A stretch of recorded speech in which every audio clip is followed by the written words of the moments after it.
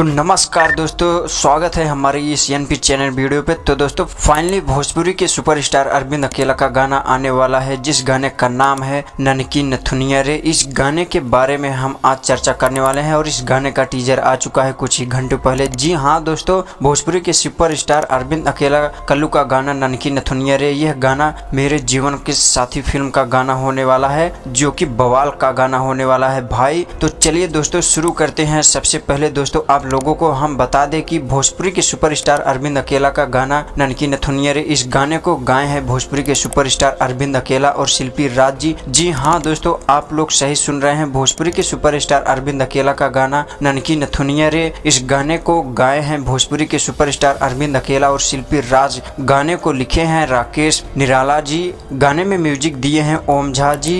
जी हाँ दोस्तों, आप सही सुन रहे हैं, भोजपुरी के सुपरस्टार अरविंद अकेला का गाना ननकी नथुनिया रे, इस गाने को लिखे हैं राकेश निराला, गाने में म्यूजिक दिए हैं ओम झा जी, जो कि कमाल का म्यूजिक दिया है भाई। गाने के वीडियो में नजर आएंगे भोजपुरी के सुपरस्टार अरविंद अकेला और मेघा श्री। जी हाँ दोस्तों, आप सही सुन रहे हैं, भोजपुरी के सुपरस्टार अरविंद अकेला का गाना ननकी नथुनिया रे, इस गाने के वीडियो में नजर आएंगे भोजपुरी के सुपरस्टार अरविंद अकेला और मेघा जी। तो दोस्तों आप लोग जो स्क्रीन में भी देख सकते हैं दोस्तों, हमने थंबनेल में भी लगा दिया है कि अब बात कर लेते हैं दोस्तों भोजपुरी के सुपरस्टार अरविंद अकेला का गाना ननकी नथुनिया रे। इस गाने को आप सभी के बीच में कब रिलीज किया जाएगा? तो दोस्तों गाने को हो सकता है कल सुबह आप सभी के बीच कल सुबह रिलीज कर दिया जाए 6 बजे पर सुर म्यूजिक के यूट्यूब चैनल पे। जी हाँ दोस्तों, गाने को आपके बीच में कल सुबह रिलीज कर दिया जाएगा 6:30 पे सुर म्यूजिक पे। गाना कैसा होने वाला है? तो दोस्तों यह गाना बहुत ही